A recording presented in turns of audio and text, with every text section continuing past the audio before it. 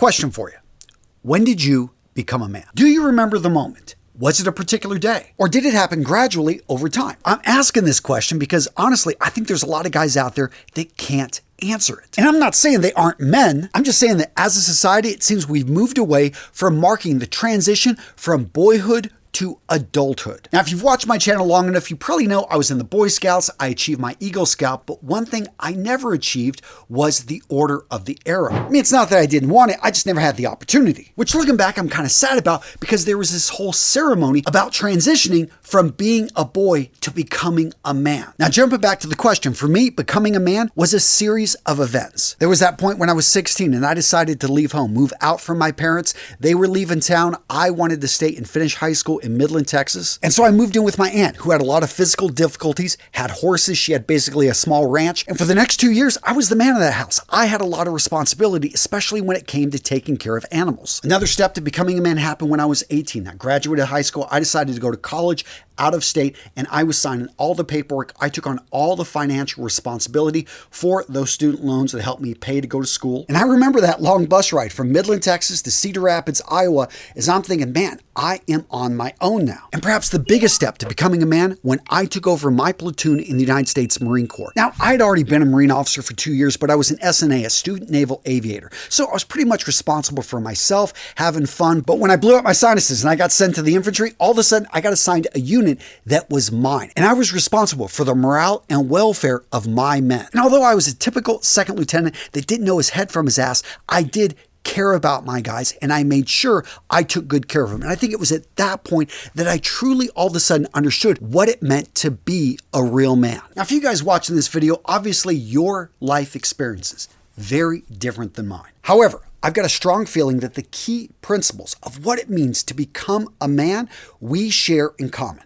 Now, gents, today's video is sponsored by BetterHelp. They are the world's largest therapy service and they're 100% online. Gents, with BetterHelp, you can tie into a network of over 30,000 licensed and experienced therapists who can help you with a wide range of issues. I've used their services. Why? Because I got a lot of stressors. I got a lot going on in my life, and I appreciate how BetterHelp makes it so easy to get the help you need. So the way it works, gents, is you go over to the website. You want to use the link I'm going to put down in the description of today's video. Once you're over there, you're going to answer a few questions about your preferences and your needs. Now, the goal here is that BetterHelp wants to match you with the right therapist from their network for your particular needs. Now, once they've matched you with a therapist, you can talk to them however you feel comfortable. Via text, via chat, via phone, via video call. On top of that, you can message your therapist at any time, and you can schedule your appointments at your convenience. And if at any point there's not a good fit between you and your therapist, you can switch at any point at no cost. Gents, with BetterHelp, you get the same professionalism and quality as in-office therapy, but with a therapist that's actually custom picked for you, plus better scheduling flexibility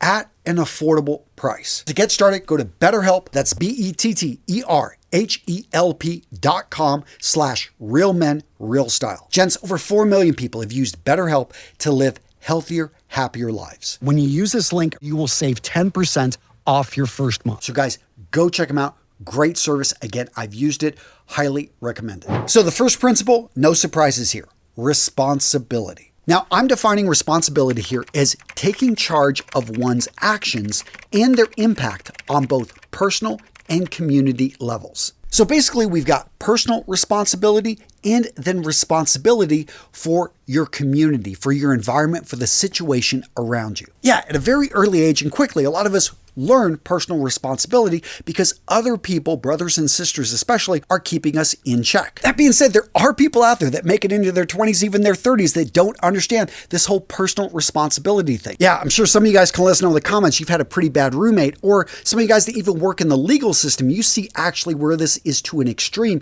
and unfortunately, it can ruin somebody's life. Now, the next one, community responsibility. This one is often overlooked, and I see why, because for a lot of people, it doesn't have a direct effect if they're not engaged in their community. But think about it, or better yet, look around. I know in my small town, the fire department is volunteer. This may seem kind of odd to a lot of people, but we actually have volunteers that run a lot of things in our area because we don't have the budget to actually pay for full time. And even larger cities, let's just look when you go to vote, pretty much everyone working there is a volunteer. Gents, I challenge you, seriously, look around. There are so many men out there volunteering their time to make things happen. These volunteers are officiating games. They're doing repairs at no cost. They're stepping into leadership roles on their school board because they understand the importance of taking community responsibility. Gents, that is the mark of a man. Next up, we've got the word integrity. You've heard it quite a bit, but what exactly does it mean? I define integrity as adherence to moral and ethical principles, showing honesty and consistency in words and actions. Now that sounds really simple, but are you consistent in your word and your actions? Gents, I can't count the number of times that people have let me down telling me they're going to do something and not follow through. Seriously, today I've got 3 examples of people that have told me they would do something and it hasn't happened. By the way, this isn't a typical day. It usually happens a lot less. Point being, though, is that whatever you call it, flaking or I got too busy or I totally forgot, understand that to other people, you're building a reputation as a flake, as somebody that doesn't follow through, as somebody that doesn't hold to their word. Isn't that what integrity is all about? I will say this, if that's you, you keep dropping the ball. You have great intentions, but you can't seem to keep up with everything coming at you. You need to stop saying yes. You need to start saying no more often so that you can actually have time to do what you need to get done. And I get it. It's hard when you've got a boss that's throwing stuff on you. Just be honest with him. Just be straight up. Hey, you've got me doing this, this, and this. I'm going to have to drop this in order to do this. Are you okay with that? And at that point, if your boss is reasonable, he's probably going to understand, okay, I'm probably putting too much on this person. Or you know what? No, that is the priority. Go ahead and put that over there. Gents, I'm going to be straight up with you. I am a recovering people pleaser. I love to say yes and to help people out. Got 7 kids we're raising now.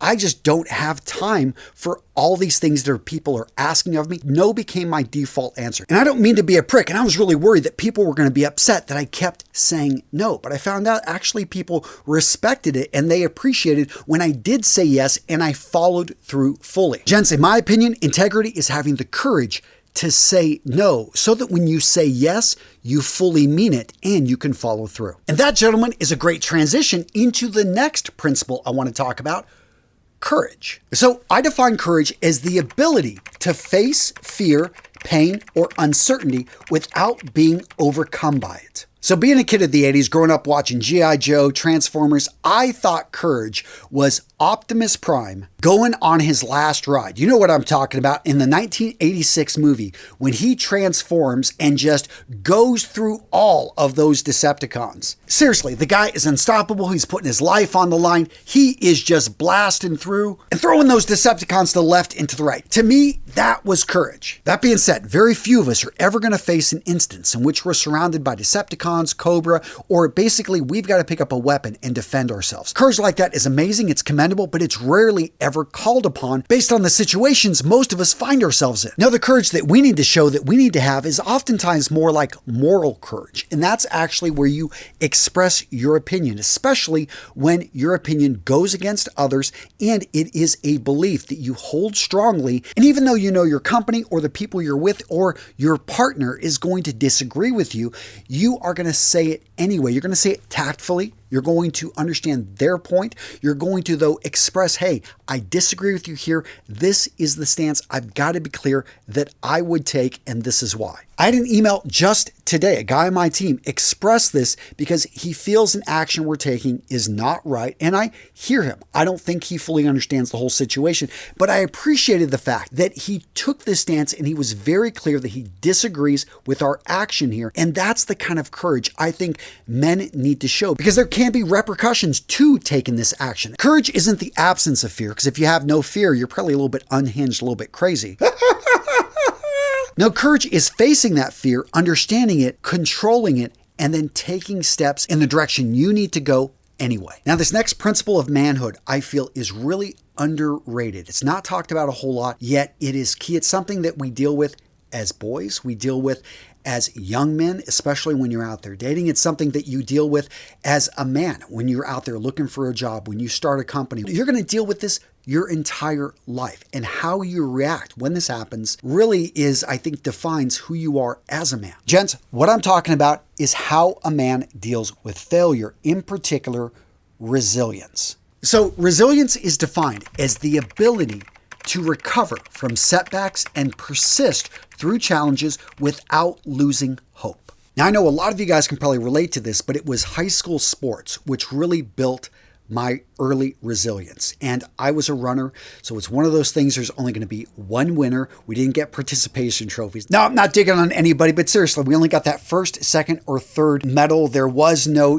fourth ribbon or anything like that. And there would be like 30 or 40 runners. Oftentimes, especially in high school, you're a freshman or a sophomore running against guys that are 2 or 3 years older than you, and there were some skilled runners. And I competed in anything from the 400 to the 800, all the way up to the mile and 2 mile. I can tell you, so many times I felt initially like a failure. I'd go out there and there'd be 16 of us and I would get 15th place. I was a freshman running against all these other guys, and I was just like, oh man, I just got crushed. Till my coach started pointing out, hey, let's look at your time. Let's focus in on your time. Just race yourself. Try to get better every meet. So as you can imagine, over the years, I did get better, and it was actually my senior year. I made it out of district. I got second place, made it all the way to regionals. And at regionals, I got crushed as a senior, but I had to take it with a grain of salt, because even though I got second to last in that mile race, and then there were like 16 of us, I was like, these are the 16 best in our entire region of Texas. And here I am running a 450 mile, and you know what? That's not too bad. And if you don't believe me, check out the book Grit by Angela Duckworth. She actually went to the academies because they wanted to figure out, why do certain people drop out? I don't remember if it was Naval Academy or West Point.